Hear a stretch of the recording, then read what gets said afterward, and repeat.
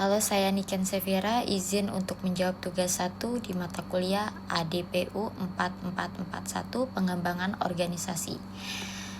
Jawabannya, contoh organisasi sektor publik di Indonesia adalah Kementerian Keuangan. Kementerian Keuangan telah melakukan perubahan organisasi yang signifikan melalui reformasi birokrasi. Berikut beberapa perubahan yang terjadi. 1. Perubahan struktur dan sistem. Kementerian Keuangan melakukan restrukturisasi organisasi dan memperbaiki sistem pengelolaan keuangan negara. Perubahan ini dimulai dengan diterbitkannya paket Undang-Undang Keuangan Negara pada tahun 2003 yang terdiri dari Undang-Undang Nomor 17 Tahun 2003 tentang Keuangan Negara, Undang-Undang Nomor 1 Tahun 2004 tentang Perbendaharaan Negara, dan Undang-Undang Nomor 15 Tahun 2004 tentang Pemeriksaan Pengelolaan dan Tanggung Jawab Keuangan Negara. 2. Penerapan teknologi informasi. Kementerian Keuangan mengintegrasikan teknologi informasi dalam operasionalnya, seperti penggunaan aplikasi e-Userman dan digitalisasi proses bisnis. Hal ini meningkatkan efisiensi dan transparansi dalam pengelolaan keuangan negara.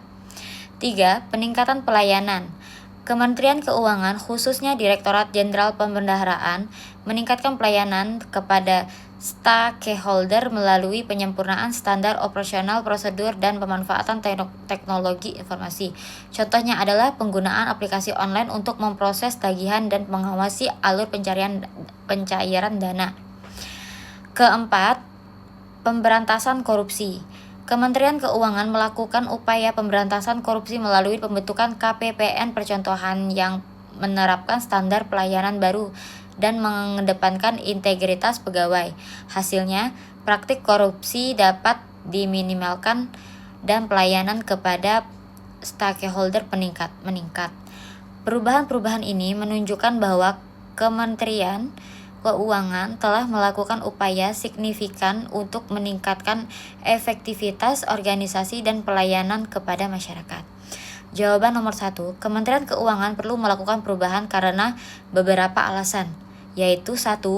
Meningkatkan efektivitas dan efisiensi. Perubahan organisasi dapat membantu meningkatkan efektivitas dan efisiensi dalam pengelolaan uang negara. 2. Meningkatkan transparansi dan akuntabilitas.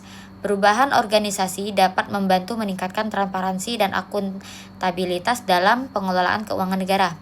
3. Meningkatkan pelayanan pada masyarakat. Perubahan organisasi dapat membantu meningkatkan pelayanan kepada masyarakat dan stakeholder lainnya. Faktor-faktor yang mendorong Kementerian Keuangan melakukan perubahan adalah 1. Perkembangan teknologi. Perkembangan teknologi informasi dan komunikasi telah memungkinkan Kementerian Keuangan untuk meningkatkan efisiensi dan transparansi dalam pengelolaan keuangan negara. 2. Kebutuhan akan pelayanan yang lebih baik. Kebutuhan masyarakat dan stakeholder lainnya akan pelayanan yang lebih baik dan lebih efisien telah mendorong Kementerian Keuangan untuk melakukan perubahan. 3. Upaya pemberantasan korupsi. Upaya pemberantasan korupsi dan meningkatkan integritas pegawai telah mendorong Kementerian Keuangan untuk melakukan perubahan dan meningkatkan transparansi dan akuntabilitas. 4. Perubahan lingkungan strategis. Perubahan lingkungan strategis seperti perubahan ekonomi global dan domestik telah mendorong Kementerian Keuangan untuk melakukan perubahan dan meningkatkan efektivitas dan efisiensi dalam pengelolaan keuangan negara. 5. Kebutuhan akan reformasi birokrasi. Kebutuhan akan reformasi birokrasi dan peningkatan kualitas pelayanan publik telah mendorong Kementerian Keuangan untuk melakukan perubahan dan peningkatan efektivitas organisasi. Dengan demikian, Kementerian Keuangan telah melakukan perubahan organisasi yang signifikan untuk meningkatkan efektivitas dan efisiensi, transparansi dan akuntabilitas, serta pelayanan kepada masyarakat dan stakeholder lainnya. Jawaban nomor 2. Model diagnosis yang cocok digunakan oleh Kementerian Keuangan sebagai dasar untuk melakukan perubahan adalah model Burke-Litwin. Model Burke-Litwin adalah model diagnosis organisasi yang digunakan untuk memahami faktor-faktor yang mempengaruhi kinerja organisasi dan mengidentifikasi area-area yang perlu diperbaiki. Model ini terdiri dari 12 faktor yang saling terkait, yaitu 1. Lingkungan eksternal. Faktor-faktor eksternal yang mempengaruhi organisasi seperti perubahan ekonomi, politik, dan sosial. 2. Misi dan strategi. Misi dan strategi organisasi yang menentukan arah dan tujuan organisasi. 3. Kepemimpinan. Gaya kepemimpinan dan kemampuan pemimpin organisasi untuk memimpin perubahan. 4. Budaya organisasi. Budaya organisasi yang mempengaruhi perilaku dan kinerja pegawai. 5. Struktur organisasi. Struktur organisasi yang menentukan bagaimana tugas dan tanggung jawab dibagi. 6. Sistem manajemen. Sistem manajemen yang digunakan untuk mengelola organisasi seperti sistem perencanaan, penganggaran, dan pengawasan. 7. Pegawai. Kemampuan dan motivasi pegawai yang mempengaruhi kinerja organisasi. 8. Pekerjaan. Desain pekerjaan dan tugas yang mempengaruhi kinerja pegawai. 9. Komunikasi. Komunikasi yang efektif antara pegawai, manajemen, dan stakeholder lainnya. 10. Penghargaan dan pengakuan. Sistem penghargaan dan pengakuan yang mempengaruhi motivasi pegawai. 11. Pengembangan organisasi. Kemampuan organisasi untuk berkembang dan beradaptasi dengan perubahan lingkungan.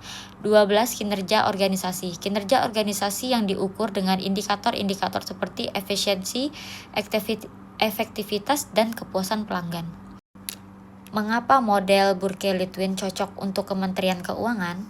Model Burke-Lewin cocok untuk Kementerian Keuangan karena model ini dapat membantu organisasi untuk memahami faktor-faktor yang mempengaruhi kinerja organisasi dan mengidentifikasi area-area yang perlu diperbaiki. Dengan menggunakan model ini, Kementerian Keuangan dapat menganalisis faktor-faktor yang mempengaruhi kinerja organisasi dan mengembangkan strategi untuk meningkatkan efektivitas dan efisiensi, transparansi, dan akuntabilitas, serta pelayanan kepada masyarakat dan stakeholder lainnya. Dengan demikian, model Burke-Lewin dapat digunakan sebagai dasar untuk melakukan perubahan organisasi di Kementerian Keuangan. Jawaban nomor 3. Model pengelolaan perubahan yang paling cocok digunakan oleh Kementerian Keuangan adalah model Kutter. Model Kutter adalah model pengelolaan perubahan yang dikembangkan oleh John P. Kutter, seorang ahli manajemen perubahan.